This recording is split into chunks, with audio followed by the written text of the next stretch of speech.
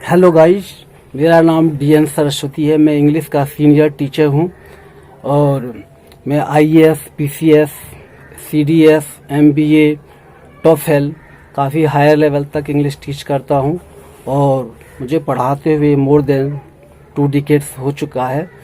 और मैं committed teacher हूं, मैं डेडिकेटेड एंड डिवोटेड टीचर हूं। मैं खासकर इटिमोलॉजी, सिमांटिक्स, मॉर्फोलॉजी, ऑर्थोईपी, फोनेटिक्स इन पर फोकस करता हूं और एक एक वर्ड को मैं ब्रेकअप करके बताता हूं कि उस शब्द की ओरिजिन कैसे हुई। मेरा टॉपिक यही है, इटिमोलॉजिस्ट हूं मैं, कि the history of every word, how the words are originated from Latin, German, French, Teutonic तो एंड सो ऑन। तो इसके बारे में बताता हूं और मैं ग्रामर का भी स्पेशलिस्ट हूं। तो अपने स्टूडेंट्स के काफ़ी रिक्वेस्ट पर मैं आपके साथ यूट्यूब पर मैं जुड़ा हूँ। इसलिए आज का टॉपिक होगा, अब हम पढ़ना शुरू करते हैं। आज का टॉपिक है the history of English literature. इस पर मैं थोड़ा एक झलक बताऊंगा। टीचर्स तो बहुत हैं, लेकिन वो ग्रामर पढ़ाते हैं, ट्रांसलेशन पढ़ाते हैं, लिटरेचर पढ़ाते हैं, लेकिन वो इंग्लिश के बारे में नहीं बताते। मतलब कि जिस सब्जेक्ट को हम पढ़ते हैं उसे जानना बहुत ही ज़रूरी है। इंग्लिश की उत्पत्ति कैसे हुई, what is the importance and significance of English language and literature, what is the history. आप जानते हैं कि अंग्रेजी का जो इतिहास है, इंग्लिश का जो हिस्ट्री है, 1500 वर्ष का है, 1500 ईयर्स का है। इसलिए यह मॉडर्न लैंग्वेज कहा जाता है। और जो इंग्लिश बहुत है, इंटरनेशनल वैल्यू इंग्लिश की है। It is the language of international of great value. हम तो आज़ादी हमने पाई है इंडिया की, इंग्लिश ही एक हथियार था, वेपन्स था।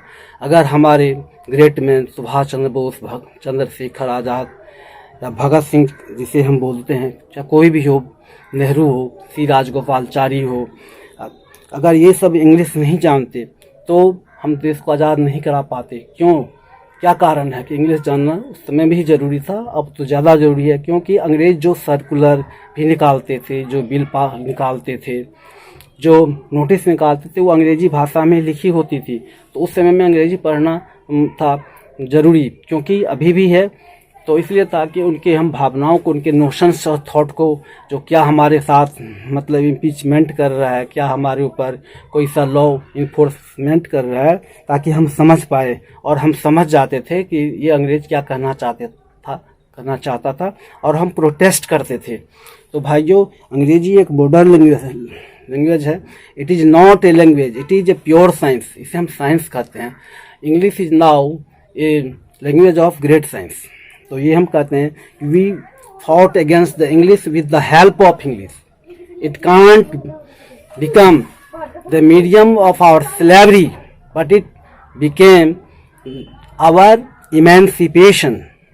जो हमारे इमेंसिपेशन जो हमें गुलामी से जो रिडेंस मिला है, वो अंग्रेजी भाषा के द्वारा ही।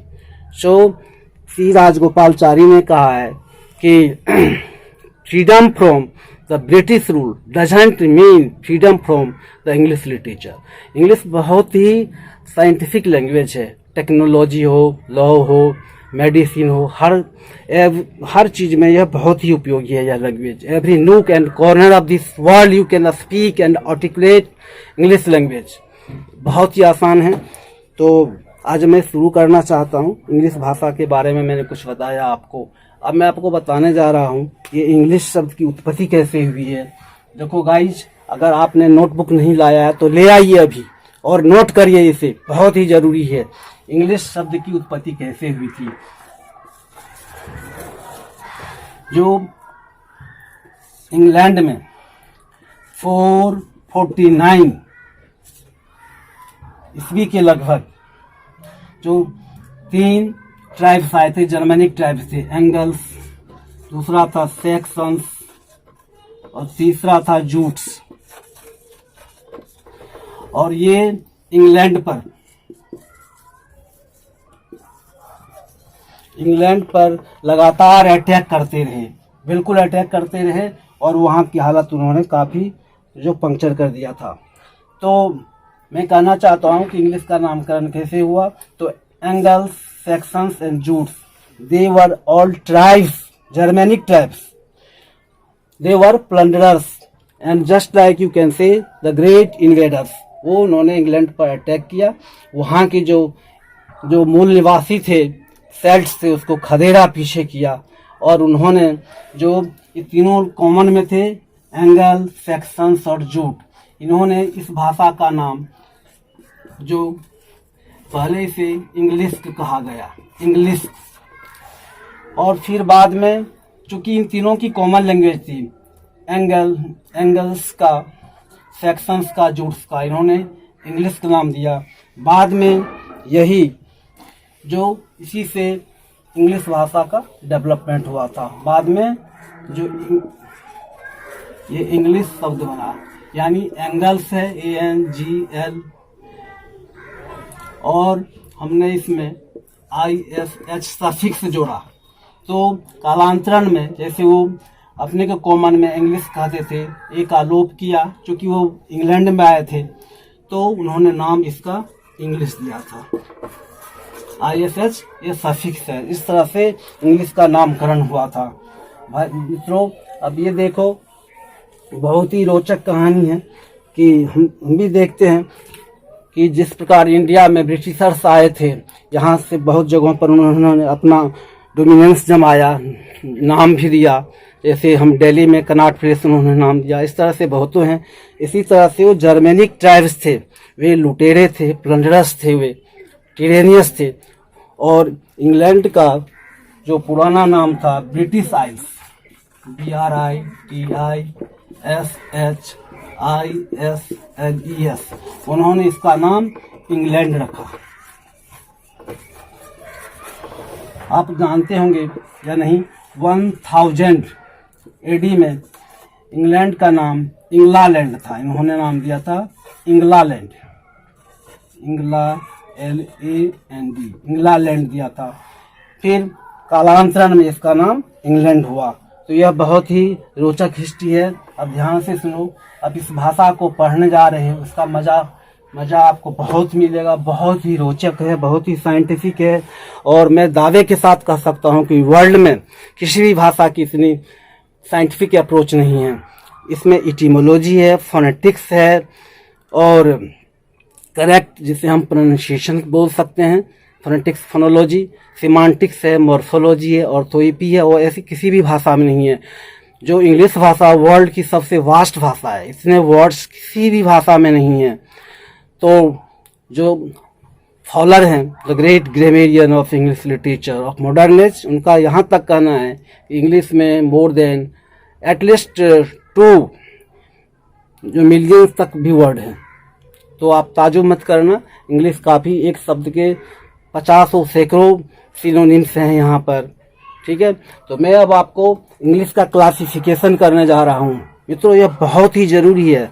ऐसा मैटर आपको कोई नहीं दे सकता, गारंटी है, क्योंकि लोग तो ऊपर ऊपर से पढ़ा देते हैं। अब जिस भाषा को आप पढ़ने जा रहे हो उसके बारे में तो आप जानना सीखो कि ये भाषा क्या है, कहाँ से आई है।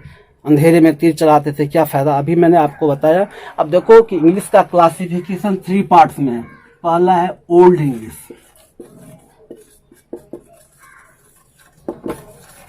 ओल्ड इंग्लिश, जैसे हमने बताया था कि जर्मेनिक ट्राइब्स थे, एंग्लो एंड सैक्सन, तो उन्होंने भी ओल्ड इंग्लिश का नाम अपना एंग्लो सैक्सन रखा, ANGLO, एंग्लो सैक्सन। इसका जो मित्रों टाइम था, ये 450 से लेकर 1150 तक था इसका टाइम। ओल्ड इंग्लिश में जो देखते हैं कि एक हमें एपिक मिला है, बीवुल्फ। ओल्ड इंग्लिश का एक एपिक मिला है, beginning poet of English literature, Beowulf, BEOWELF। It is the beginning epic of the English literature. English literature का पहला ये बीवुल्फ है, और ये ओल्ड इंग्लिश में लिखा हुआ है। तो आपने देखा कि ओल्ड इंग्लिश का जो पीरियड है वह 450 1150 तक है। इसमें हम देखते हैं कि सारे स्लैंग्स है, डायलेक्ट्स है। जो हम देखते हैं कि एंग्लो सैक्सन एंड जूट्स जो डायलेक्ट्स लाए थे, जो सॉन्ग्स लाए थे, जो स्कोप्स लाए थे, उसमें काफ़ी इसमें एमालगेमेशन है, काफ़ी मिक्सचर है। तो ये ओल्ड इंग्लिश है। तो आगे हम चर्चा करेंगे, तो समझ में आ गया होगा। ओल्ड इंग्लिश काफ़ी टफ था, हार्ड था। और बाद में लिंग्विस्टिकली आप जानते हैं कि भाषा बहता नीर के समान है। पानी जैसे कोस कोस पर बदले पानी, सवा कोस पर बदले पानी, यही हाल है कि दिन दिन भाषा में किस तरह से परिवर्तन होता जा रहा है। उसके बाद दूसरा हुआ middle English, MIDDLE। Middle English का टाइम था 1150 AD से लेकर 1500 AD तक। मिडिल इंग्लिश में लिंग्विस्टिकली, फोनेटिकली, मॉर्फोलॉजिकली काफ़ी परिवर्तन आया। कुछ नए नए शब्द आए इसमें और काफ़ी परिवर्तन चेंजिंग हुआ। इसमें रूल्स ऑफ स्पेलिंग भी काफ़ी परिवर्तन आया, टोन्स, डायलेक्ट्स का भी परिवर्तन आया। तो अब जानते हैं कि मिडिल इंग्लिश जो चौसर है, CHAUCER, चौसर मिडिल इंग्लिश में हुए थे। उन्होंने कैंटरबरी टेल्स लिखा, Canterbury tales.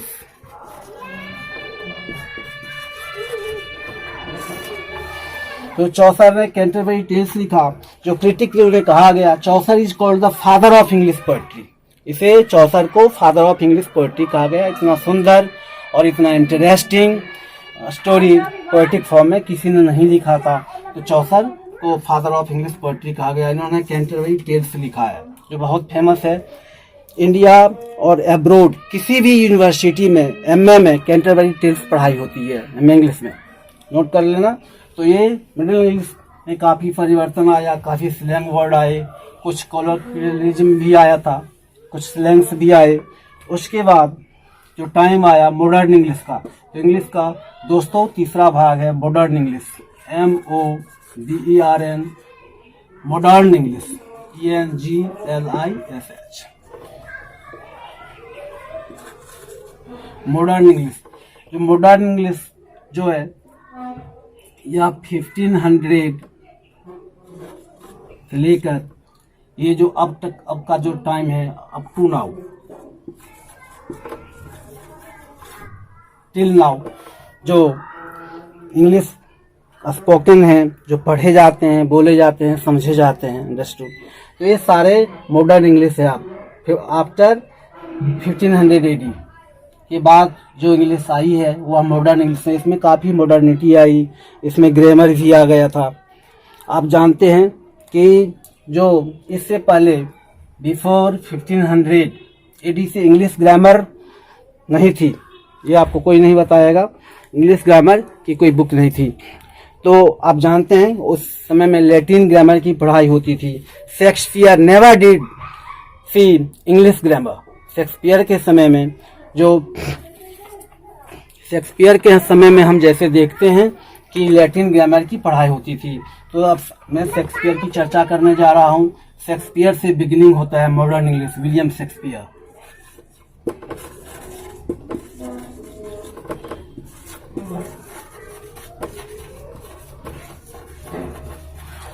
William Shakespeare is called the pioneer and precursor forerunner of modern English। तो शेक्सपियर ने बहुत सारी मोर देन 37 प्लेज लिखा। Love's labour's lost, Macbeth, Julius Caesar, Othello, much ado about nothing, so and so that, तो Tempest etcetera. उन्होंने बहुत 37 plays लिखा है और 150 सोनेट लिखा उन्होंने, जो बाकी मिसाल है। शेक्सपियर जैसे आज तक कभी कोई पैदा नहीं हुआ इंग्लिश लिटरेचर में, न कोई पैदा होगा। तो शेक्सपियर से मॉडर्न इंग्लिश की शुरुआत हो जाती है। मॉडर्न इंग्लिश में ग्रामर भी बनी। तो ग्रामर की जो बुक लिखा doctor Ben Jonson, he is called the first grammarian of English literature. तो याद रखना, नहीं है तो आप नोट करो इसे। जो doctor Ben Jonson is called the modern grammarian of English literature.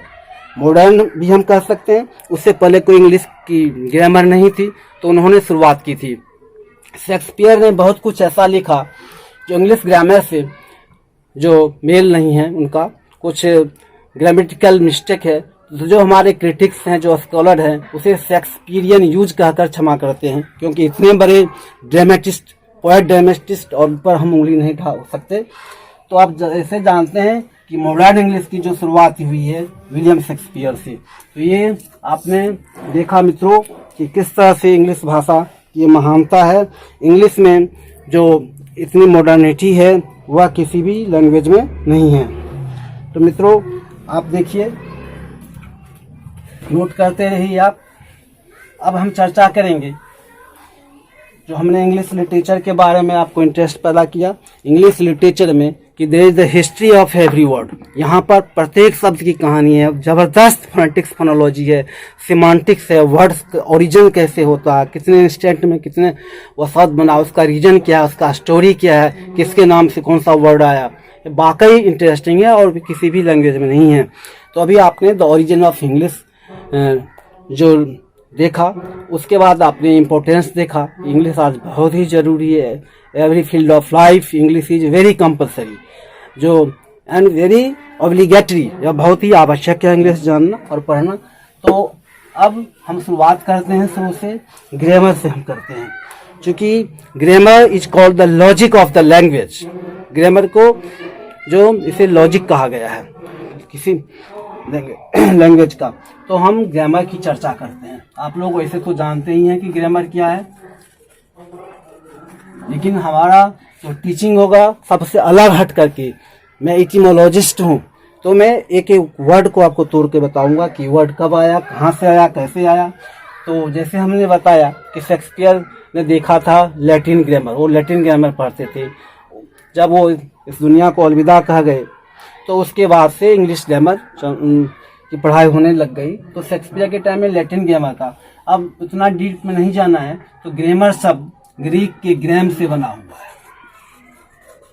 ये ग्रीक के GREE के, ये ग्रीक के ग्राम शब्द से बना है, ग्रीक का है, और लैटिन के ग्रामेटिका।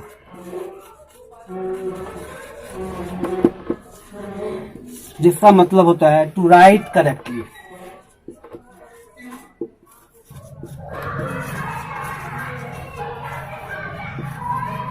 टू राइट करेक्टली यानी जो किसी भी भाषा को हम शुद्ध रूप से पढ़ लिख और बोल सकते हैं, करेक्ट प्रोनाउंसिएशन कर सकते हैं, हम राइटिंग अपना इम्प्रूवमेंट कर सकते हैं। यही जो काम है ग्रामर का। ग्रामर का काम है प्रोनाउंसिएशन करेक्ट होना हो।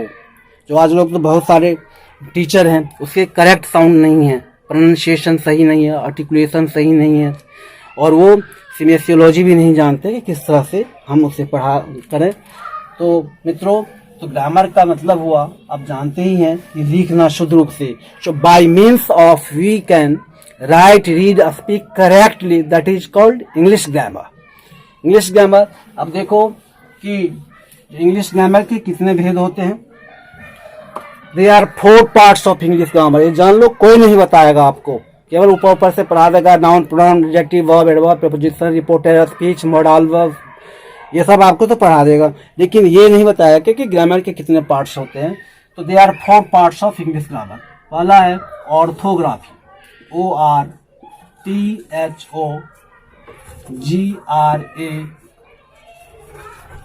ऑर्थोग्राफी। सेकेंड है इटिमोलॉजी, MOLOGY, इटिमोलॉजी। थर्ड है punctuation.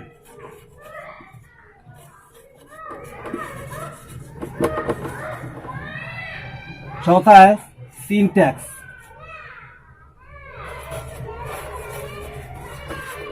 Orthography, etymology, punctuation, syntax and prosody. Sorry, there are 5 parts of English grammar. Prosody, PROSODY। तो चलो हम शॉर्ट में फटाफट इसके बारे में मैं आपको बता रहा हूं, अब ध्यान से सुनो, भूलना मत बिल्कुल। Orthography, ortho plus graphing. Orthography का मतलब क्या होता है? The rules of spelling, the correct sound of letters, तो origin of letters and the rules of spelling.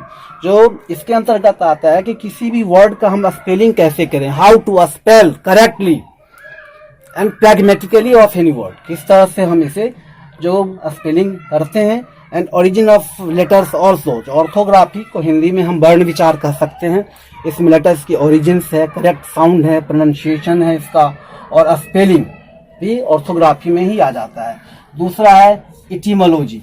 Etymology में जिसे हम शब्द विचार कहते हैं, origin of words, how the words are derived from the other languages, Latin, French, German, tectonic and so on.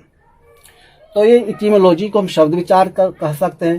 Punctuation को हम चिन्ह विचार कहते हैं, जिसमें हम किसी भी सेंटेंस में एक हम कॉमा देते हैं, सेमी कॉलन है, फुल स्टॉप है, क्वेश्चन मार्क है, नोट, और इसे हम जो नोट ऑफ एक्सक्लेमेशन हम कहते हैं, इन सब का प्रयोग होता है। ये पंक्चुएशन के अंतर्गत आता है। सिंटैक्स होता है वाक्य विचार, तो the grammatical construction, the structure of sentence, जिसमें सब्जेक्ट प्रीडिकेट होता है, तो ये सिंटैक्स के अंतर्गत होता है। सब्जेक्ट वर्ब एग्रीमेंट कैसे होता है, ये सिंटैक्स के अंतर्गत आता है। प्रोसोडी, सिंटैक्स को मित्रों हम वाक्य विचार कहते हैं, प्रोसोडी छंद विचार है। Prosody just like the science of versification, इसे हम रेमोटिक भी बोलते हैं, रेटोमिक भी बोलते हैं, रेटोरिक आप नहीं, रेटोरिक, सॉरी नॉट रेटोमिक, रेटोरिक भी बोलते हैं, RHETEMORIC, रेटोरिक।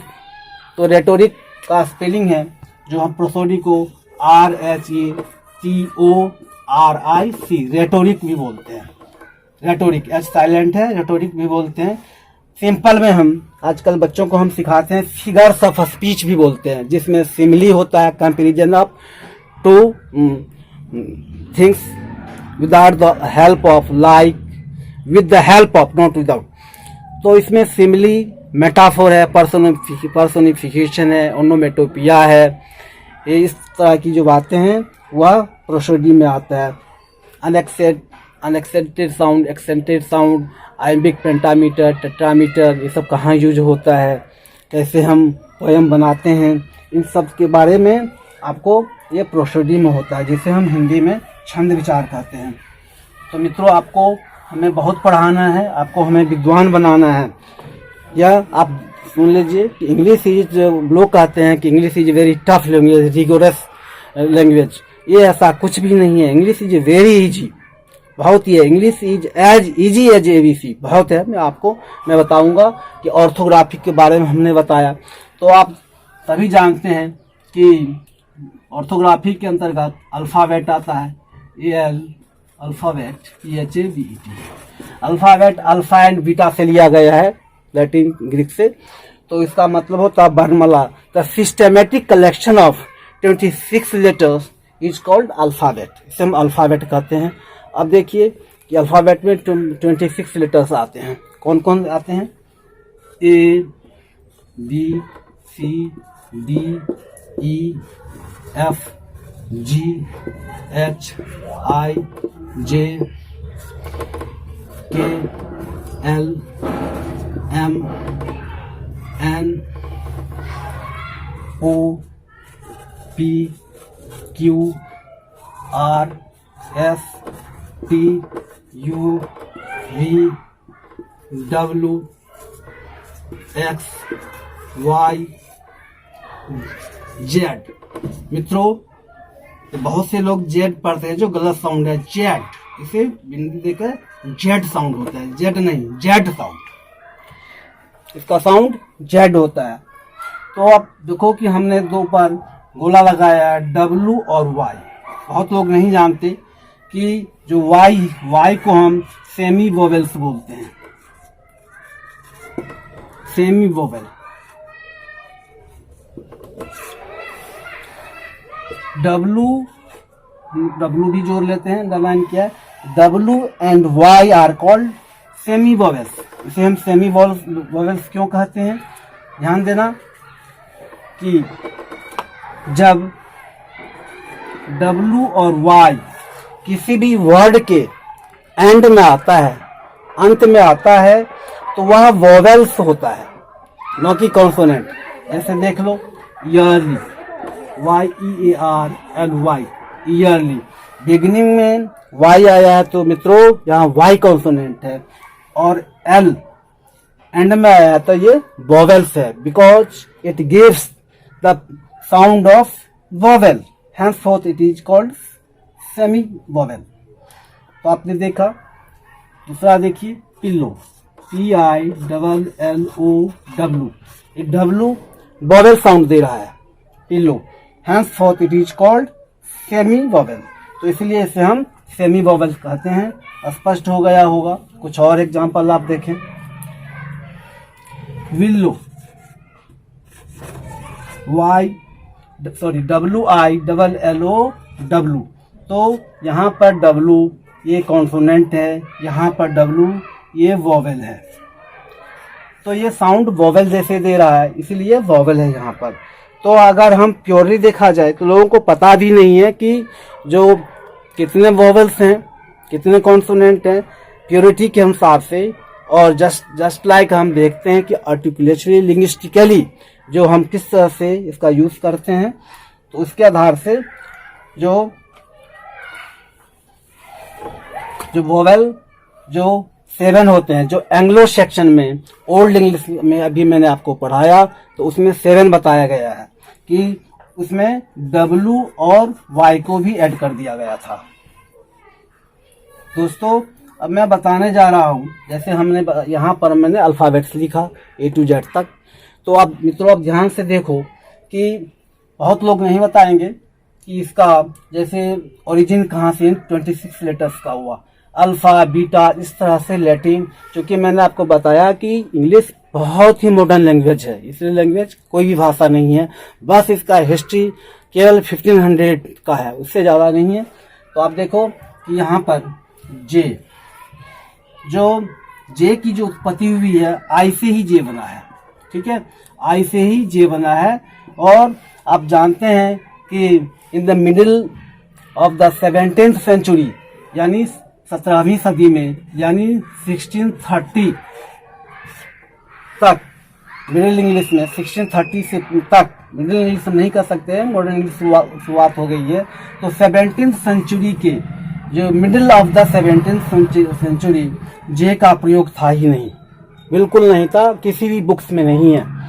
तो बाद में जे को जोड़ा गया, और जे का डेवलपमेंट जो इसका आई से ही हुआ था, ये बाद में जुड़ा था आफ्टर 1630। उसी प्रकार हम क्यू का भी देखें तो क्यू है जो या एंग्लो सेक्शन में, ओल्ड इंग्लिश में यह नहीं पाया गया है कि पहले लोग यूज नहीं करते थे, तो इसका भी डेवलपमेंट जो मिडिल इंग्लिश में ही हुआ। तो क्यू का यूज लोग के एंड डब्ल्यू से ही करते थे, यूज कर लेते थे। तो इस तरह से भाइयों मैंने कुछ रोचक तथ्य आपको इंग्लिश में बताया जो बहुत ही ज़रूरी था। तो मैंने आपको अल्फ़ाबेट के बारे में बहुत ही अच्छी जानकारी दी है, और आगे हम इस तरह से बढ़ते रहेंगे। ग्रामर के बाद हमने आपको ग्रामर के बारे में बताया कि ग्रामर किस तरह से हमको पढ़ना चाहिए, क्या है नहीं है। तो तब तक के लिए मित्र इतना ही, फिर हम मिलेंगे। अगर हमारा वीडियो पसंद आया तो लाइक करें, हमारे चैनल को सब्सक्राइब करें, ज्ञान बंटने से ही बढ़ता है। आप अपने मित्रों के बीच, अपने कॉमरेड्स, कॉलीग्स हैं, फ्रेंड्स हैं, उनके बीच ज़रूर शेयर करिए। तब तक के लिए अलविदा, हैव ए नाइस डे।